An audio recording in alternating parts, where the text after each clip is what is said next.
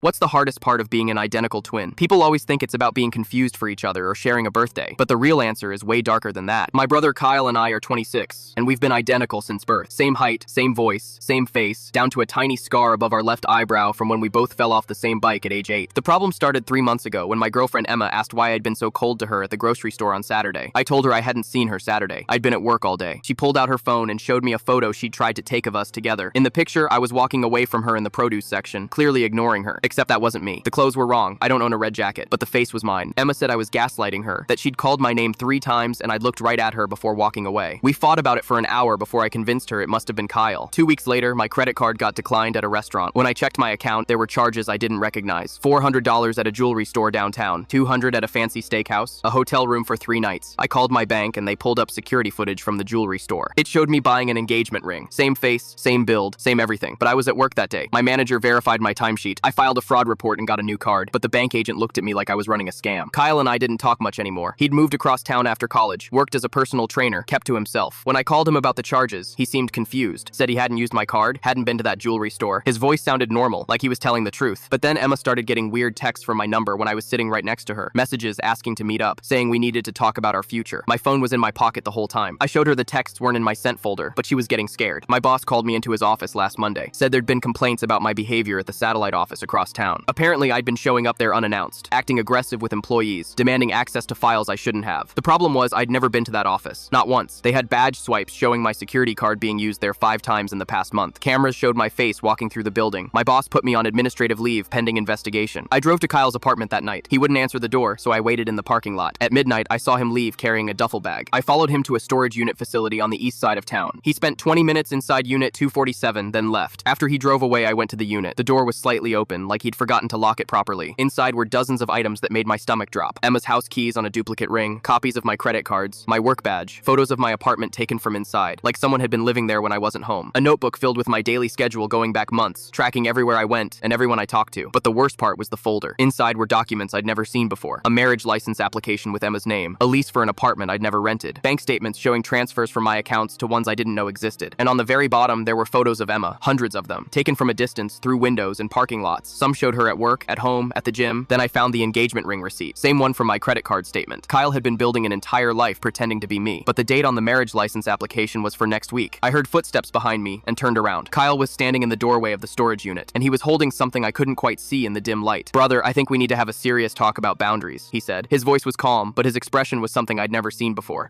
And that's when I realized I'd made a terrible mistake coming here alone. The rest of the story is on my channel or linked below. The light from the hallway catches the edge of the blade as Kyle steps further into the storage unit. A hunting knife, large, the kind used to gut deer. My mouth goes dry. "Kyle, what are you doing with that?" My voice sounds distant, like it's coming from someone else. He tilts his head slightly, studying me with an expression I've never seen on his face before or mine. It's unsettling, seeing your own features arranged in a way you've never worn them. "You weren't supposed to find this place," he says, his voice eerily calm. "Not yet, anyway." I take a step back, bumping into a shelf. Behind me are boxes labeled with my name, organized by category: work, personal, Emma. "This is identity theft," I say, trying to reason with him. "You realize that, right? Using my credit cards, my work badge that's multiple felonies, they'll put you away for years." Kyle laughs, a hollow sound that echoes in the small space. "Identity theft? That's what you think this is?" He gestures around the unit with the knife. "This isn't about stealing your identity. It's about becoming you, completely." My eyes dart around the unit, looking for something I can use to defend myself, but there's nothing within reach except papers and photos. "Why?" I ask, stalling. "We're identical. You already look like me." "Looking like you isn't enough." Kyle steps closer, blocking the only exit. "I need to be you, the better version, the one who deserves Emma." He moves to a cardboard box on a nearby shelf and flips it open with his free hand, never letting the knife drop. Inside are dozens of small plastic bags containing what looks like hair, my hair. "I've been collecting samples for months," he says, almost proudly. "From your hairbrush, your shower drain. I needed to match the color exactly for when I dye mine. I notice other items now. Bottles of cologne I use, clothes identical to mine, a voice recorder with labels indicating dates and locations. You've been practicing my voice," I realize aloud. "And your walk, your mannerisms, the way you hold your fork, the side of the bed you sleep on, how you tie your shoes." Kyle's eyes are bright with an unnatural intensity. "I know more about being you than you do." "This is insane," I say, inching toward the door. "Kyle, you need help. We can get you help." "I don't need help," he snaps, voice suddenly sharp. "I've been living in your shadow my entire life. Mom and Dad always favored you. Always. The responsible one, the successful one, the one with the beautiful girlfriend and the promising career." "That's not true." "It is true." Kyle's face contorts with rage. "You got everything handed to you while I had to fight for scraps. But now I'm taking what should have been mine from the beginning." I make a desperate lunge for the door, but Kyle is faster. He blocks my path, and before I can react, he grabs my shirt collar. "I was going to wait until after the wedding," he says, his face inches from mine. "Let you see me marry Emma as you, but now I'll have to accelerate the timeline." "Emma will know," I say. "She'll figure out you're not me." Kyle's smile is chilling. "No, She won't. I've been practicing for this my entire life. And besides, I've already been you with her several times. Those nights you thought you were working late, that was me, taking your place beside her. The realization hits me like a physical blow. Those times Emma mentioned things I supposedly said or did that I couldn't remember. It wasn't confusion or forgetfulness. It was Kyle. You're sick, I whisper. I'm determined, he corrects. And I've come too far to let you ruin everything now. I see his arm move before I feel the impact. Something hard, not the knife, but the handle connects with the side of my head. Pain explodes across my temple, and my vision swims with black spots. As I crumple to the floor, the last thing I see is Kyle standing over me, my face looking down at me with cold satisfaction. Don't worry, brother, he says, his voice fading as consciousness slips away. I'll take good care of your life. Then darkness. I wake to the taste of blood in my mouth and a splitting headache. For a moment, I can't remember where I am or what happened. Then it all rushes back the storage unit. Kyle, the knife. My eyes adjust slowly to dim lighting. I'm in what appears to be a basement apartment. Concrete walls, low ceiling, minimal furniture. I try to move and discover my wrists and ankles are bound to a chair with what feels like zip ties. They're tight enough to dig into my skin, but not enough to cut circulation. Finally, awake. Kyle's voice comes from behind me. You've been out for almost 6 hours. He moves into my field of vision, carrying a glass of water. He's wearing my clothes, not similar ones, but literally my clothes. The navy button-down Emma bought me for my birthday last month. My watch, even my cologne. Where are we? My voice comes out raspy. My place. Kyle gestures around. Not as nice as your condo, but it served its purpose. Nobody knows about it. Paid cash, fake name on the lease. He holds the water to my lips. I'm so thirsty I drink despite knowing I shouldn't trust anything from him. Why are you doing this? I ask when he pulls the glass away. Kyle sets the water down and pulls up a folding chair, sitting directly across from me. The symmetry is unsettling, like looking in a mirror, except the reflection is all wrong. His posture, his expression, he's already mimicking me. I've been preparing for this my entire life, he says, leaning forward with his elbows on his knees exactly the way I do when I'm having a serious conversation. You never noticed, did you? How I watched you, studied you, every mannerism, every habit, every little thing that makes you, you. We're identical twins, Kyle. You don't need to become me. He laughs, but there's no humor in it. Being identical was just the starting point, the foundation. But identity isn't just DNA. It's how you move through the world, how you speak, the little things nobody thinks about, but everyone notices subconsciously. He stands and walks to a desk in the corner, returning with a small voice recorder. When he presses play, I hear my own voice, except it's not me. It's Kyle, perfectly mimicking my speech patterns, my inflections, even the slight pause I tend to use before making an important point. I've been practicing since we were kids, he says, turning off the recorder. Remember when Mom would mix us up sometimes? That wasn't an accident. I've been practicing being you even then. Mom never favored me, I say, pulling against my restraints. That's in your head. Kyle's face darkens instantly. Don't lie to me, I was there. I saw how she looked at you, how she'd touch your shoulder but not mine, how she'd save the bigger portion for you at dinner, the better Christmas presents, the praise when you do something I'd already done a week earlier. His control slips, and for a moment, I see the raw jealousy that's been festering for years. Kyle, we need to talk about this. Whatever you think happened. I don't think I know. He cuts me off, composing himself with visible effort, but none of that matters now, because I'm going to have everything that should have been mine. Your job, your condo, your life. His eyes gleam. Emma. My stomach twists at the mention of her name. She'll know you're not me. Kyle smiles, reaching for a laptop on a nearby table. Will she? I've been you with her several times already. Those nights you thought you were working late, that was me. He turns the laptop toward me, and my blood runs cold. On screen is a live video feed of Emma's apartment. She's sitting on her couch, reading a book, completely unaware she's being watched. You've been monitoring her? I struggle harder against the zip ties. Of course. Need to make sure I get all the details right. He taps a key, and the video switches to another angle, her bedroom. I've had cameras in there for months. I know exactly how you two interact, how you touch her, what you say to her, everything. You're sick, I whisper. I'm thorough, he corrects. I've already applied for the marriage license. The appointment is next week. I'll marry her as you, and she'll never know the difference. And then what? What happens to me? Kyle closes the laptop and stands, looking down at me with an expression that's terrifyingly calm. Then you disappear, permanently. But don't worry, I'll take good care of Emma, better than you ever did. He runs a hand through his hair, my hair, styled exactly like mine. You know, in a way I'm doing her a favor. She'll get the better version of you, more attentive, more passionate, everything you could have been but weren't. Kyle, listen to yourself. This is insane. You can't just, I can, and I am. He checks my watch, his watch now, and heads toward the door. I have to go. Emma's expecting you for dinner tonight. Can't be late. Don't you touch her, I yell, rocking the chair in frustration. Kyle pauses at the door, looking back with a smile that doesn't reach his eyes. I already have, many times. And tonight I'll do it again, as you. The door closes behind him, and I hear multiple locks engaging from the outside. I'm alone in the basement, bound to a chair, while my twin goes to spend the night with my girlfriend, wearing my face, my clothes, my life. I look around desperately for anything that might help me escape. On the wall across from me, I notice something that makes my blood run colder. Dozens of photos of me, taken without my knowledge. At work, with Emma, even sleeping. And beside them, a calendar with dates marked off, counting down to something labeled simply, replacement complete. I wait until I'm sure Kyle is gone before I start working on the zip ties. My wrists are raw from struggling, but there's no other option. I need to get out of here before he comes back from his date with Emma. Looking around the dimly lit basement, I spot a framed photo on the wall that's slightly askew. It's one of the dozens of surveillance shots Kyle has taken of me, but what catches my attention is the frame itself glass. If I can somehow break it. I rock the chair violently to the side, tipping it over with a crash. Pain shoots through my shoulder as I hit the concrete floor, but the chair remains intact. Gritting my teeth, I inch like a worm toward the wall, dragging the chair with me. It takes nearly 20 minutes of painful shuffling before I reach the wall beneath the frame. Using the back of the chair, I manage to knock the frame off its hook. It crashes down, glass shattering beside me. Perfect. I maneuver my bound hands toward a jagged piece, carefully positioning the zip tie against its edge. The sawing motion is awkward and painful, the glass slicing my fingers several times, but I keep going. After what feels like an eternity, the plastic finally gives way. With my hands free, I quickly untie my ankles and stand on shaky legs. My head throbs where Kyle hit me, but the adrenaline keeps me moving. I need to find something, anything that might help me understand what Kyle is planning, or better yet, something to use against him. A desk in the corner catches my attention. The top drawer contains nothing but pens and paper clips, but the second drawer is locked. Using a piece of the broken glass, I pry it open. Inside are a stack of leather-bound journals, each labeled with a year. The earliest dates back to when we were 10 years old. I grab the most recent one and flip it open, my blood running cold as I read. Day 5,842 of the replacement project. His girlfriend Emma is more observant than I expected. Had to correct myself when I used the wrong hand to brush my teeth this morning. Need to remember, he's right-handed. The wedding will be the perfect culmination, becoming him completely in the eyes of the law and everyone who matters. I flip back further, scanning entries from months ago. Found the perfect basement apartment. Landlord didn't ask questions when I paid 6 months in advance. Started setting up surveillance equipment in target locations. Emma's apartment was easy. She leaves the spare key under the flower pot like all the basic girls do. My hands shake as I turn to an entry from 2 years ago. Parents still don't see what I see. They think we're equals, but they've always favored him. Always. They'll never understand why I need to become him. Maybe they'll figure it out when they're gone. I freeze at those words, flipping quickly to find the entry that follows. What I read makes me physically ill. The brake lines were easier to cut than I expected. They'll call it an accident. No one will ever know. One less obstacle between me and becoming the twin who deserves to exist. Our parents died in a car accident last year when their vehicle went off a mountain road during a weekend trip. The investigation concluded the brakes had failed due to wear and poor maintenance. But it wasn't an accident. It was Kyle. I'm so absorbed in the journals that I don't hear the door unlock. By the time I register the sound of footsteps on the stairs, it's too late to hide. Kyle stands in the doorway, his expression morphing from surprise to rage when he sees me standing there, his journal in my hands. "You weren't supposed to get free," he says, his voice deadly calm. "You killed them," I say, holding up the journal. "Our parents. You murdered them." Something in Kyle's eyes shifts. "They never saw me. Not really. They only ever saw you." He lunges at me without warning. I barely dodge, the journal flying from my hands as we crash into the desk. Kyle is strong, personal trainer strong, but I'm fighting for my life. We grapple across the room, knocking over chairs and smashing into walls. His fist connects with my jaw, sending me stumbling backward. I grab a lamp and swing it, catching him across the temple. He staggers, but doesn't go down. "You had everything!" he screams, blood trickling down his face, my face, mirrored back at me in rage. "Everything that should have been mine!" He charges again, but this time I'm ready. I sidestep and use his momentum to slam him into the wall. Pictures crash down around us as we struggle. My fingers find his throat, his find mine. We're locked in a grotesque symmetry, identical twins trying to destroy each other. I see the hunting knife on the desk, the same one from the storage unit. Kyle sees it too. We both lunge for it, but I get there first, grabbing it and swinging around just as he barrels into me. The knife clatters to the floor as we crash down. We roll across broken glass and scattered papers, each trying to gain the upper hand. My elbow connects with his nose. His knee drives into my stomach. We're both bleeding now, mirror images of pain and determination. Finally, I manage to flip him onto his stomach, wrenching his arm behind his back. He struggles violently, but I hold firm, my knee pressing into his spine. "It's over, Kyle." I pant, tasting blood. "It's never over," he gasps. "I am you. I've always been you. The better you." I spot a bag of zip ties on the floor nearby, the same ones he used on me. Keeping my weight on him, I stretch to grab them, then secure his wrists behind his back, cinching the plastic tight. When I'm sure he's properly restrained, I roll him over to face me. It's surreal, looking down at my own face twisted in hatred. "Why?" I ask, though I already know the answer from his journals. "We're brothers. Twins." Kyle laughs, a sound devoid of humor. "Brothers? Is that what you think we are? We're the same person split in two, and only one of us deserves to exist." His eyes burn with conviction. "I've spent my entire life preparing to be you. I know you better than you know yourself. You killed our parents," I say again, needing to hear him admit it. His expression doesn't change. "They were in the way, just like you are. They loved us both. They loved you," he spits. "I was just the spare, the backup copy." I sit back on my heels, keeping a wary eye on him despite the restraints. "What happened to you, Kyle? When did this start?" "It was always there," he says, his voice suddenly calm. "From the beginning. I watched you get everything while I got the leftovers, but now it's my turn. Emma will be mine. Your life will be mine. Emma knows me, the real me." Kyle smiles, "And it's the most chilling thing I've ever seen." "Does she?" "I've been you with her more times than you realize. I know exactly how to touch her, what to say to make her moan your name." His smile widens, "Except it's not your name anymore. It's mine." I fight the urge to hit him again. Instead, I reach for my phone, my actual phone sitting on the desk where Kyle left it. "Time to call the police and end this nightmare." "They won't believe you," Kyle says, watching me. "We're identical in every way that matters. How will they know which one of us is telling the truth?" For the first time, a flicker of doubt creeps in. He's right, this is going to be complicated. But as I dial 911, I know one thing for certain. The journals will prove everything. Kyle's meticulous documentation of his own insanity will be his undoing. 911, what's your emergency? "My name is Jake Morrison," I say, never taking my eyes off Kyle. "I need to report an attempted murder and a confession to a double homicide." Kyle just smiles back at me, unfazed. "Hello, officer," he calls out loudly. "I'm Jake Morrison. That man is my mentally ill brother, Kyle. He's having another episode." And just like that, I realize this nightmare is far from over. The police arrive 20 minutes after my call, their sirens cutting through the night. By then, I've secured Kyle to a metal pipe with additional zip ties, making sure he can't escape while I gather the journals as evidence. When the officers burst in, guns drawn, they freeze at the sight of us identical men, both bloodied and bruised, claiming to be the real Jake Morrison. "He's my twin brother, Kyle," I say at the same time. Kyle says, "That's my twin brother, Kyle." The officers exchange confused glances. I can see the problem immediately. We're mirror images of each other, both claiming to be the victim, both accusing the other of being the deranged twin. "Officers, check the journals on the desk," I say, pointing pointing with my free hand. They document everything his plan to replace me, surveillance of my girlfriend Emma, even his confession to murdering our parents. Kyle laughs, the sound eerily similar to my own. Those are his journals. He's been obsessed with becoming me for years. He's having another psychotic break. The lead officer, a stern-faced woman with graying hair, approaches cautiously. Both of you, quiet. We're going to sort this out at the station. They separate us, putting us in different squad cars. Through the window, I watch as other officers bag the journals, the knife, and Kyle's surveillance equipment as evidence. My stomach knots as I realize how complicated this is going to be. We share the same DNA. We have the same face. Without the journals, it would be impossible to prove which of us is telling the truth. At the station, they place us in separate interrogation rooms. I tell my story from the beginning, finding the storage unit, discovering Kyle's plan, being kidnapped and escaping. The detective interviewing me looks skeptical throughout. So you're saying your identical twin brother planned to steal your identity completely, including marrying your girlfriend as you? Yes. Check storage unit 247. You'll find more evidence there, my hair samples, voice recordings, everything he's been collecting to become me. Hours pass before the detective returns, her expression more serious. We found the storage unit, and we've been reviewing the journals. The level of detail is disturbing. So you believe me? I ask, hope rising. We're still investigating, she says carefully. But the evidence suggests an elaborate long-term plan. The problem is, both of you claim to be Jake Morrison. Call Emma, I suggest. My girlfriend. She'll know it's me. When Emma arrives at the station, my heart nearly stops. She looks confused and terrified, her eyes red from crying. The police bring her to a room with a two-way mirror where she can see both Kyle and me, though we can't see her. Miss Daniels, I hear the detective say through the intercom, can you identify which one is your boyfriend, Jake Morrison? There's a long pause. Too long. I don't know. Emma's voice breaks. They look identical. I mean, exactly the same. My blood runs cold. How can she not know? But then I remember what Kyle said about replacing me with her several times already. The nights I thought I was working late. The confusion on her face when I'd mentioned things she claimed we never discussed. Ask her about our first date, I suggest desperately. Ask her where we went. The detective relays the question. We went to the Italian restaurant on 4th Street, Emma answers. Marcello's. That's right, I confirm. Relief washing over me. But from the other room, Kyle also nods. Marcello's. I ordered the spaghetti carbonara, and Emma had the mushroom ravioli. She wore a blue dress with little white flowers. Emma gasps audibly. That's exactly right. My mind races. How could he know such specific details? Then I remember the surveillance cameras in her apartment, the meticulous notes in his journals. He's been studying us for months, maybe years. Ask about the night I proposed, I say suddenly. The detective raises an eyebrow. You're engaged? No, not yet, but I was planning to propose next month. I've been hiding the ring in my sock drawer. Kyle wouldn't know about that. When the question is relayed, Emma looks confused. Jake hasn't proposed yet. I feel a surge of triumph, but it's short-lived. I was waiting for the right moment, Kyle says smoothly. The ring is in my sock drawer. I was planning to ask after we got the marriage license next week. Emma's eyes widen. Marriage license? He applied for one, I explain quickly, as part of his plan to replace me completely. The questioning continues for hours. For every memory I share, Kyle has an answer. The police search both our apartments, finding evidence that supports parts of both our stories. It's not until they bring in a forensic psychologist that things begin to shift. After interviewing Kyle for 3 hours, the doctor emerges looking troubled. The subject exhibits clear signs of delusional disorder with elements of extreme narcissistic personality, she tells the detective within my earshot. His responses show a pattern of identity, confusion, and pathological jealousy. When pressed on certain details about his childhood, he becomes agitated and redirects. The breakthrough comes when they find Kyle's fingerprints on the surveillance equipment in Emma's apartment. The cameras were installed months ago, when I was verifiably at work in another city. My badge had been used at our satellite office, but security footage shows it wasn't me who used it. 3 days after our arrest, I'm finally cleared and released. Kyle is transferred to a secure psychiatric facility for evaluation. The evidence from the journals, the storage unit, and the psychological assessment is overwhelming. He'd been planning this for years, perhaps his entire life. Emma is waiting for me outside the police station, her face still showing the strain of the past few days. I'm sorry I couldn't tell which one was you, she says, her voice small. He was so convincing. I take her hand gently. He studied us, watched us. He knew things no one else could know.